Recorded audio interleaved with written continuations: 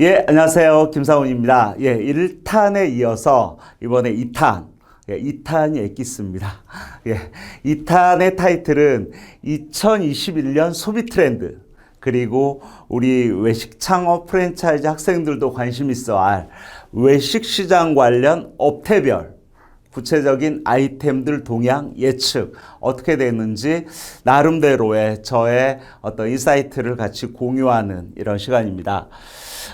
제가 늘 10월 말이면 사는 책이 있습니다. 예, 서울대 소비트렌드 분석센터에서 트렌드 코리아 시리즈죠.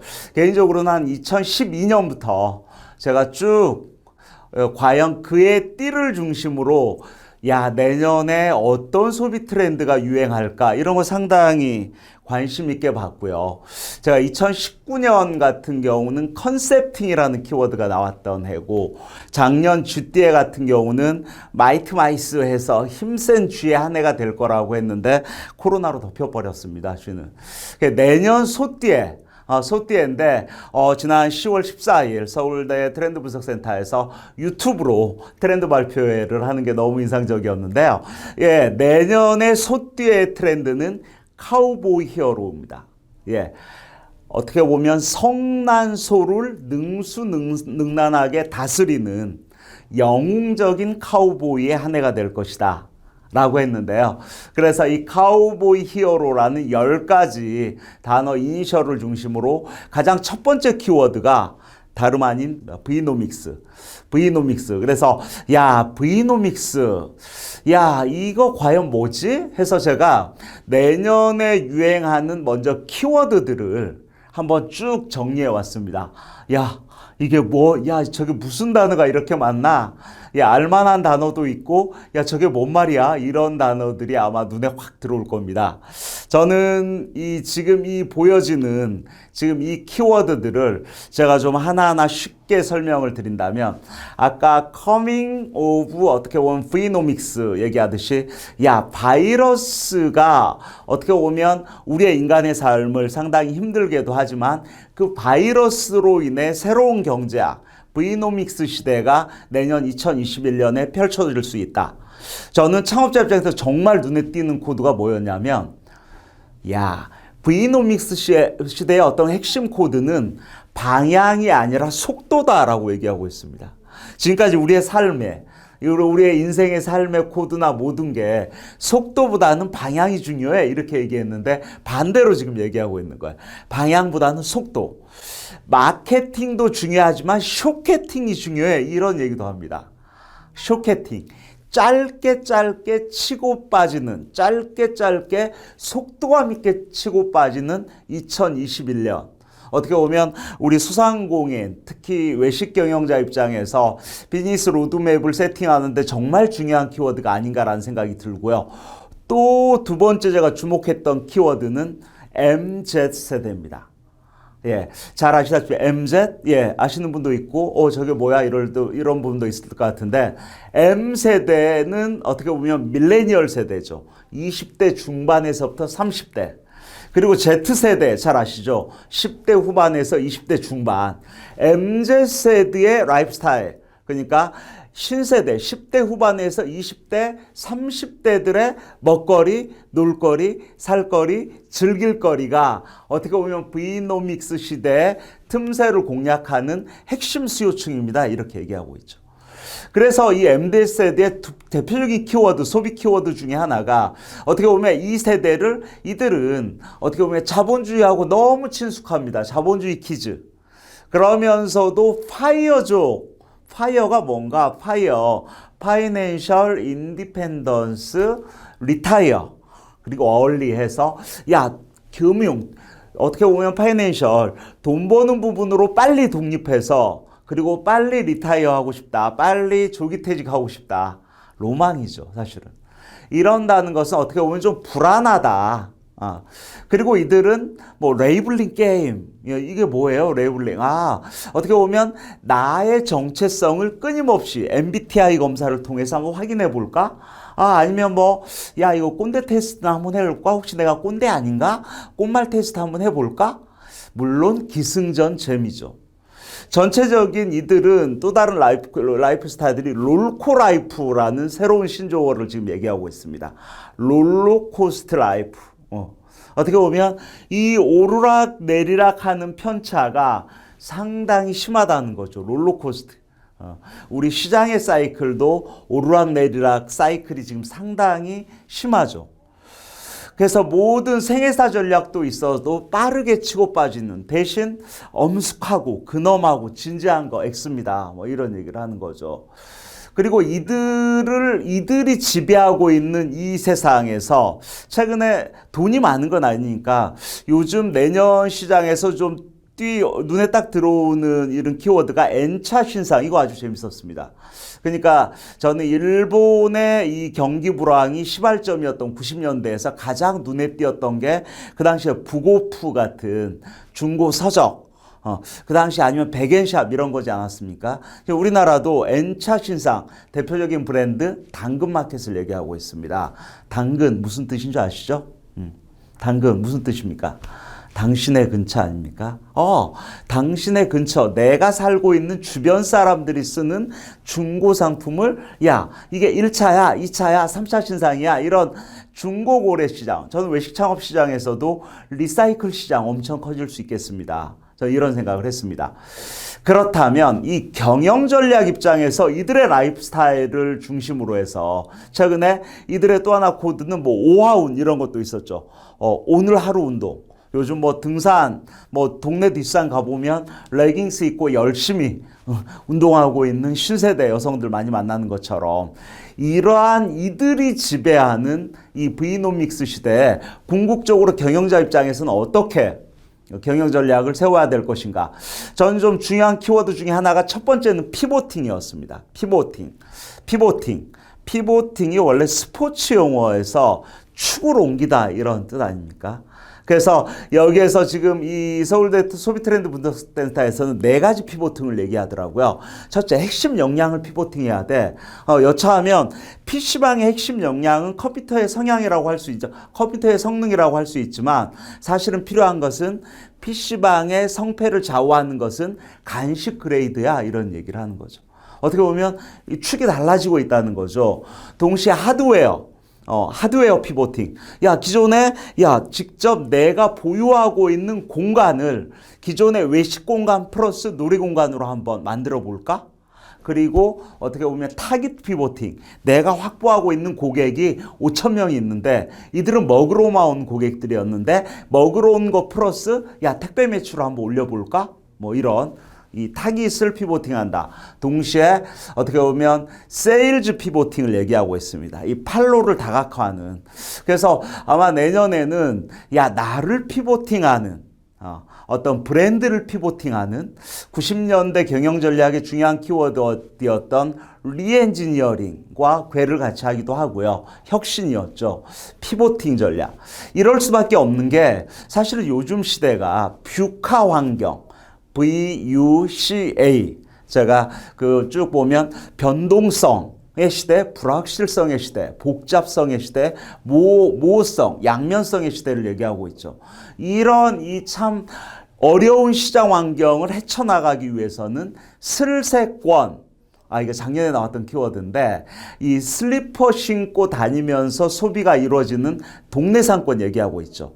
그래서 이런 MZ세들은 동네 상권의 편의점이 우리 집 냉장고예요. 뭐 이렇게 얘기하는. 그래서 우리 집에서 이루어지는 레이어드 홈, 레이어드. 그러니까 어떻게 보면 포토샵에서 다양한 레이어를 이렇게 차곡차곡 이렇게 쌓듯이 우리 집에서 이거 업무 공간 아니면 서비스 리프레시 공간 이런 공부하는 공간 나의 운동 공간 이렇게 레이어드 홈 트렌드. 그리고 CX 유니버스, 커스터머 익스피리언스, 고객 경험이 아주 중요해진다. 지금까지 빅데이터를 얘기했는데 이제는 유효성 있는 한 사람의 스몰 데이터를 얘기하고 있죠. 그래서 이러한 키워드가 내년에 우리나라 어떻게 보면 비즈니스 환경을 리드하는 재미있는 키워드가 될 것 같고, 마지막 키워드는 휴먼 터치였습니다. 디지털 시대일수록 아무리 로봇가 커피도 만들고 튀김을 튀기는 시대라고 하더라도 사실은 어떻게 보면 휴먼 터치, 인간의 키워드가 너무나 중요해지는 이런 상황 알 수 있겠고요. 그래서 10가지 키워드를 브이노믹스에서부터 레이어돔, 자본주의 퀴즈, 거침없이 피보팅하다, 롤코라이프, 오하운, N차 싱상, CX 유니버스, 레이블링 게임, 휴먼 터치까지 한번 제가 이 교환을 공유해 드릴 테니까 한번 쭉 읽어보시면 좋을 것 같고요. 궁극적으로 이런 과연 이 브이노믹스 시대 내년은 과연 우리 외식 창업 시장은 경기가 회복되긴 하는 걸까? 가장 좋은 것은 V자 회복 곡선을 그리면 얼마나 좋을까? 지금까지 빠르게 회복할 수 있는 이런 경우 같은 경우는 정말 백신이 잘 보편화되고 이게 어느 정도 대중화된다는 차원에서는 이게 백신이 되고 코로나로부터 이제 마스크 정도로 벗을 수 있다고 한다면 기존에 못했던 테마파크나 미용실, 공연, 화장품 이런 업계 상당히 좀 빠르게 반등할 수 있다라는 생각이 들고요. 반면 상당 부분 이런 좀 완만한 회복세를 보일 거라고 하는 U자 회복 곡선은 이 얘기는 뭐냐면 이미 대면성은 높고 대체성도 높은, 그러니까 이미 길들여진 소비자들은 이 언택트 소비를 쉽게 떠나지 않는다. 이런 것들이 아까 노래방, 헬스클럽, 대형마트, 출장, 관광호텔 같은 이런 아이템들. 그리고 우리가 하려고 하는 어떻게 보면 작은 식당, 음식점, 카페, 이런 주류, 이런 아이템들을 주류하는 외식업 시장과 관련된 아마 회복 곡선은 W형, 물결형이 될 수밖에 없다. 즉, 사회적 거리두기의 민감 정도에 따라서 오르락내리락을 되게 반복할 것 같다. 반면 이런 비대면, 언택트 트렌드에 많이 길들여진 업종들은 내년 시장은 더 가속화된다. 대표적인 게 딜리버리, 배송, 배달을 중심으로 한 온라인 시장은 정말 커질 것 같습니다. 호캉스, 홈트, HMR, OTT, 넷플릭스 이런 시장 계속 커질 수밖에 없다 이런 얘기죠. 반대로 코로나가 정말 빠르게 정복이 된다면 코로나 특수로 그친 업종들도 있습니다 라는 생각이 들었습니다. 그래서 이런 거 한번 참고를 하시면 되고, 전체적인 외식시장 그렇다면 내년에 과연 어떻게 흘러갈까라는 건데요. 외식 판매 서비스 시장을 제가 정리를 했고요. 궁극적으로 내년도 역시 전 중요한 컨셉은 MZ세대의 플랫폼에 탑승합시다. 그리고 그들의 니즈에 맞춘 비주얼 코드와 뉴스 만들기. 그리고 나만의 어떤 가치 소비 코드에 맞춘 나만의 무기, 상품. 또 하나 특이한 것은 이런 아까 스몰 데이터가 얘기해 주는 건 뭐냐면 한 사람의 고객의 커스터마이징, 맞춤형 상품 개발, 메뉴 개발 이런 거 너무나 중요해지겠다라는 생각이 들고요. 그 다음에 이런 온라인을 지배하는 온라인 컨텐츠, 마지막으로는 창업자의 매력지수, 행복지수 상당히 중요해질 것 같은데요. 우리 외식 창업 프랜차이즈 학과 학생들 입장에서는 아마 외식업 시장 내년에 과연 어떻게 해야 되는 거예요. 그래서 제가 6가지 업태별로 한번 제가 쭉 정리해 봤는데요. 먼저 밥집, 집 이거 되게 중요한 코드예요. 요즘 TV에 보면 온갖 집 관련 프로그램밖에 없지 않습니까? 집. 그래서 홈코노미까지 얘기가 나와 있고 집에서 배달하는 수요가 많다는 거. 그래서 식당도 밥집, 술집, 고깃집, 커피집, 횟집 이런 각종 집을 통한 저는 다양한 컨셉들이 계속 업그레이드 될 수밖에 없다라는 생각이 듭니다. 특히 저는 식사류 아이템 가장 중요한 코드죠. 저는 여기서 좀 재밌는 건 기존의 집밥 코드, 혼밥집 코드 이거 어떻게 할까? 국밥 해장국 코드, 돈가스나 부대찌개 코드. 최근에 부대찌개 같은 경우는 저가 프랜차이즈로 해서 상당히 홈런 친 부분이기도 했고, 궁극적으로 재밌는 것은 한식 뷔페 같은 대형 컨셉들은 아마 내년을 기점으로 거의 아마 사실은 거의 사라지다시피, 그리고 기존의 몇몇만 명맥을 유지하는 정도가 아닐까. 아마 소상공인들 같은 경우는 기존 김밥집, 떡볶이, 만두, 라면, 쫄면, 튀김을 새롭게 칼라 수정을 해서 어떤 이런 분식 메뉴의 피보팅 전략 이런 부분 저는 매우 중요하다는 생각이 들고요. 아마 지금 이 경기가 불안할수록 주류 아이템들이 가장 춤을 추고 있죠. 춤을 춘다는 것은 사이클의 곡선이 매우 빠르게 움직이고 있다. 최근에 가면 줄 서는 할맥집 많이 보지 않았습니까? 이런 그 전주의 가맥집을 벤치마킹한 이런 할맥, 크라운어프, 어떤 복고용 트렌드 아이템들, 아니면 복고용 럭셔리를 주창했던 회장님 때 같은 트렌드 주점들의 그 다음 버전은 뭘까? 이거 되게 주목해야 될 것 같고요. 그 다음에 최근에 와인, 칵테일, 포차, 이자카야 같은 혼술집 코드도 내년에는 여전히 더 확장될 수밖에 없다라는 생각이 듭니다. 고깃집 제일 중요하죠. 명류지사갈비 500개까지 오픈했는데요. 거의 지금 내리막길 아닙니까? 그 다음 버전 뭘까? 기존의 반대로 제주 삼겹 같은 프리미엄 삼겹살의 그 다음 컨셉 뭘까? 이거 매우 고민해야 될 코드죠. 중요한 것은 삼겹이나 갈비나 이런 게 없어지지는 않는다. 치킨집의 그 다음 버전, 후라이드 양념 오븐을 컨버전스 할까? 따로 갈까? 바베큐로 갈까?